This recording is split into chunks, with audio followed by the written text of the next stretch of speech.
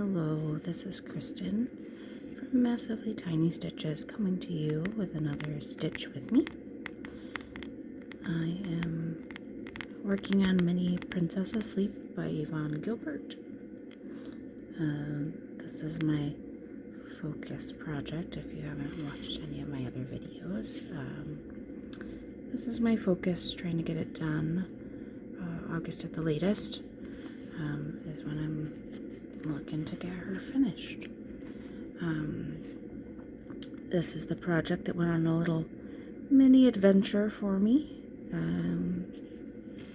this weekend. Caused a little bit of a heart attack, but that's alright. We will make sure that it gets its love now.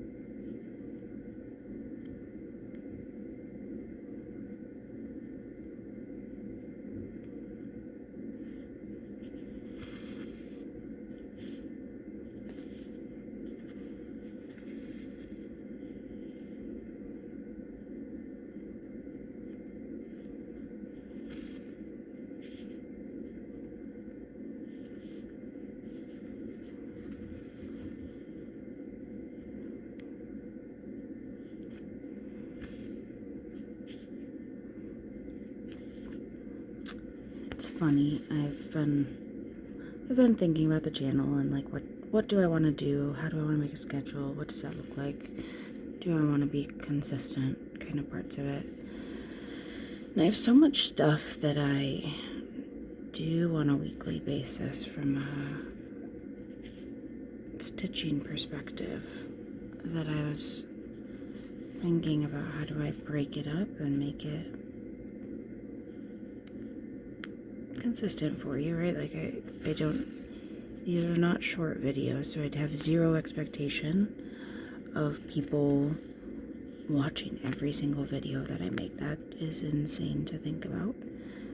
I stitch way too much on a daily basis for someone else to watch all of it all of the time. So I am putting together a schedule of when things are coming out. That way you can kind of plan your life around it. You have to figure out how to post a schedule of some sort onto the channel. It might just simply be in the description, but essentially what I'm thinking of is that my main focus projects are right now the Princess Asleep is going to be 2 days a week, and then my mini pieces, right, so right now it's that jewelry piece that I'm working on, will be 1 day a week. I think about projects that have languished in the abyss of the depths of the closet. So ones that are like old kits, or heck, even now that Dimension's going out of date, out of business and got bought by another company, of Dimensions kits and stuff like that. We're working on some of those old projects to try to get them finished up. And then I have a whole bunch of like stamped kits.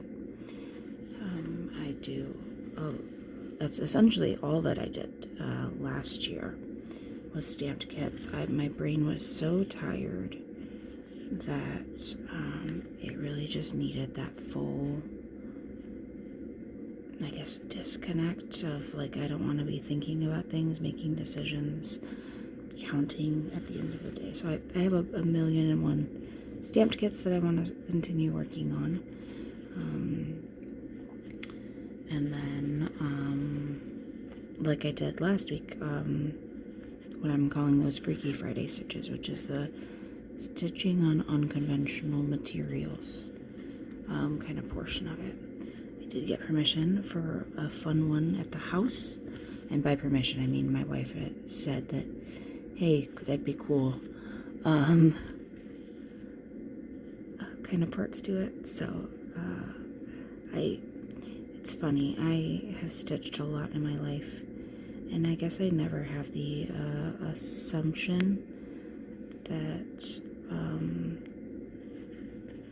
other people have to, or like, it's weird. Like, my entire life it's been I guess a solo project is the best thing, right? It's something that I had always done when I was alone, and really it never affected other people, right? It was a way of passing time when there wasn't people around. It sounds kind of sad if you put it that way, but it really was like a solitary thing for me for a good portion of my life. And certainly I would say Floss Tube has changed that completely. It's turned it on its head, where it truly is a sense of community, and that, like, now it's a very social thing to be doing, which I don't think my brain has caught up to yet. That I don't have to hide it, or like, shame is probably too dramatic of a word for it, but that, sorry about that. I have learned that I need a stand specific to holding my phone. The Lowry stand always pushes buttons randomly. If I move it, it'll, so, oh well. That will be a thing for another day. But what I was saying is that, like, for a long time of my life, I was very embarrassed by doing this hobby. It was something that I just did, kind of in secret is probably too dramatic, but I just did at home, and it was just a part of my life that no one really saw unless you were at my house when it was happening, right? So it just was one of those parts of myself that no one saw until the final piece was there. If I was giving it away to someone in specific. So yeah, it's just very weird, but weird in a good way, of having people around that truly, I guess, verbalize support of it, and like encourage stitching in a way that I didn't realize I was missing.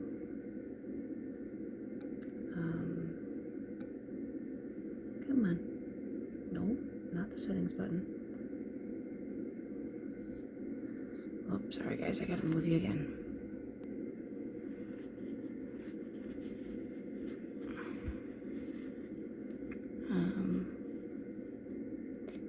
But yeah, so my wife is encouraging me to have pieces that we display, right? Like, and I think that's a part of why I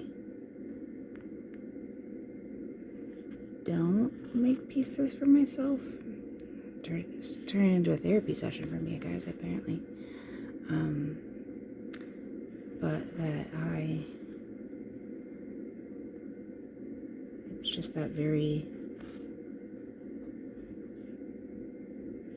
I guess, vulnerable part of me of, like, if I have them around, then people are potentially gonna reject or make fun of or any of that that sort of stuff, even though that's literally never happened in my life. I guess it's just a fear, but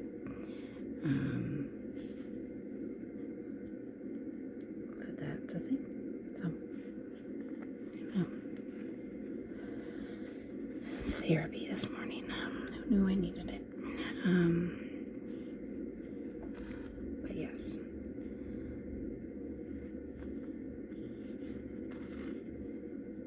A lot of time and a lot of work goes into what we do, and the fear of rejection of that thing is strong for me.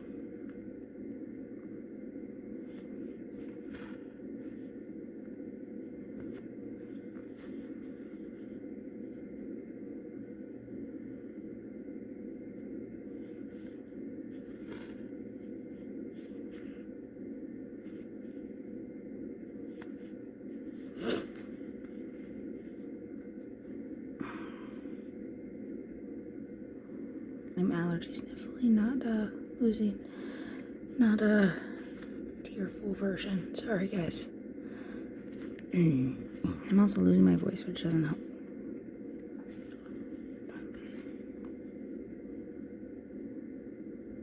I'm so close to having the bunny done. Look at him. He just has this little bit of nose left.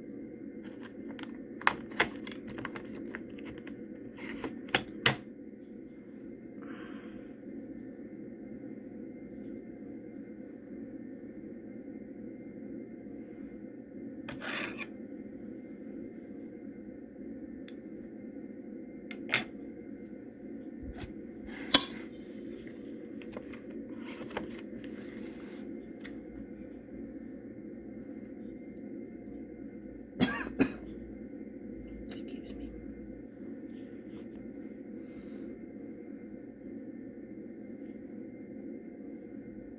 Just threading my needle here. Getting that down.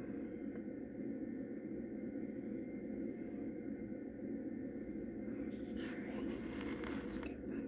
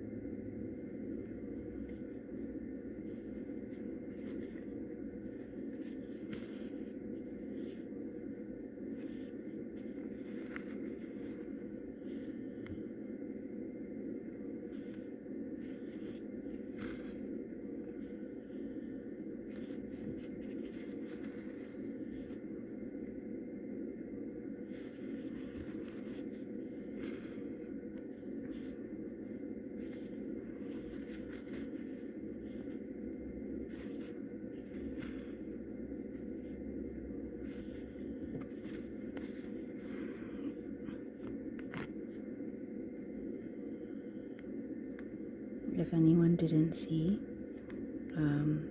Gemma Stitches yesterday finished her project that she's been working on for almost 3 years, or just over 3 years maybe. So go over to her channel and congratulate her. She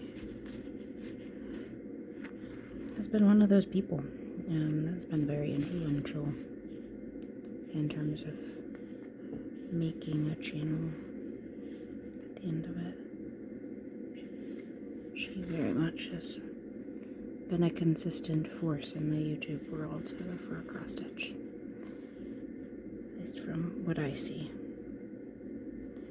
What my algorithm says. And I agree with it in this instance, right? She very much is influential in that sense.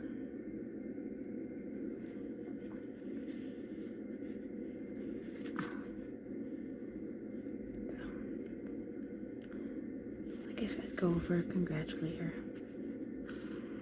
It's a big accomplishment to get a full-size height done. On top of that, she does it on 14 count, so it's ginormous, right? Like, I know it's the same number of stitches as everyone else does, but because it's on 14 count, it just looks gorgeous. It's huge. It's almost the exact epitome of being the opposite of what I do, right? Like, I intentionally make them as small as I can. And hers is the opposite. Hers is super big.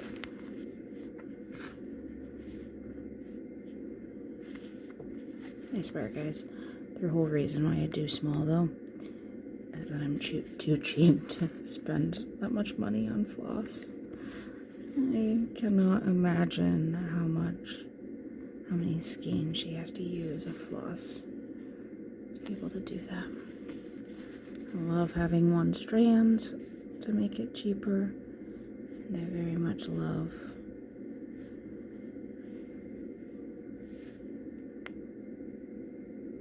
the fact that it takes me a year or two to be able to go through one skein out of all of the colors that I do on a weekly basis. I think I showed you the other day that I'm finally starting to get low on one color out of my entire master set that I think I've had for a couple years. I only put one skein on all of them, I think. Now I'm doubting that, quite honestly, out of how long it's taken for that to happen, but at the very least, right, there's not that much room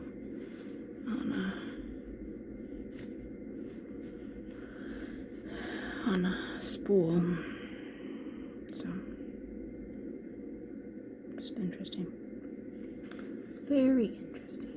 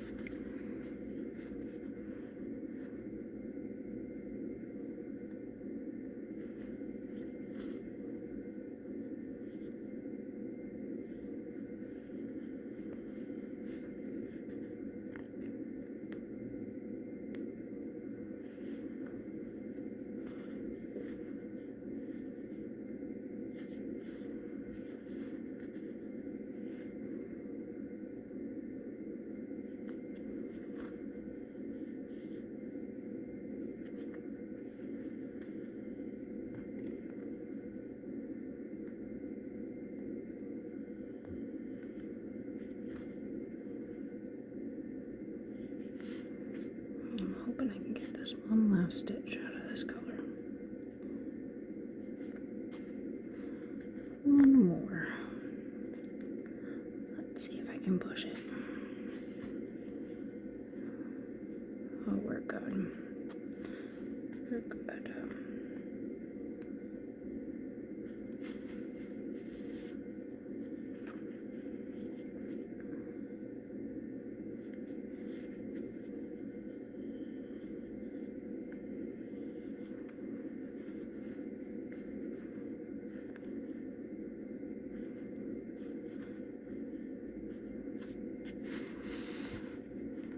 Alright, guys. Look, I'm so close.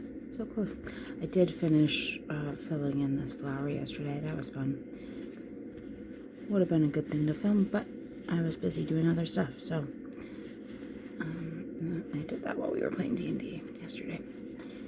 I got the two moths or butterflies. I think they're moths. They look like moths to me. And then the flower. So then I just gotta finish filling in this leaf here, and then I'm into the shirt, the dreaded shirt, is I think what's next after I finish this bunny's mouth the rest of the way. I am very much dreading that, so quite honestly I'm probably going to cheat and do these ones first, maybe even into the arm here, because this scares me. This scares me, although there is a pink here, which means there's probably a flower here. And then there's definitely this brown bit. That's like, it's kind of like a foxtail. Or no, not a foxtail. Yeah, a foxtail. Is that what it's called? Cattail. That's the reed that goes into it. It looks like it's kind of like that, but a different shape.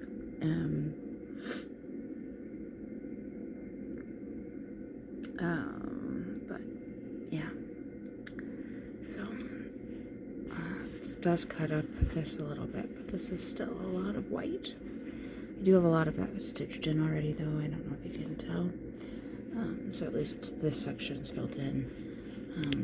This one over here is not as filled in. So that one will be a little bit more work on the quote-unquote air stitching parts of it. So I'll probably jump between like this white section and jumping up here where it's darker. I'm trying to figure out what the heck is going on with all of it. Yeah, that's the next section.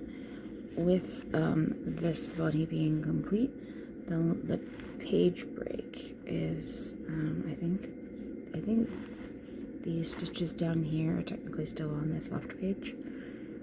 So I'm really close. I'm really close to getting a full page here. In which case I'll have these 1, 2, 3 pages from top to bottom all filled in. Here's the first bunny. So just getting close to the end of this series of pages. I am at 73-77 today, so almost to 75. My goal is to get to 80 by the end of the month. I got waylaid by my adventure of thinking I threw out this project.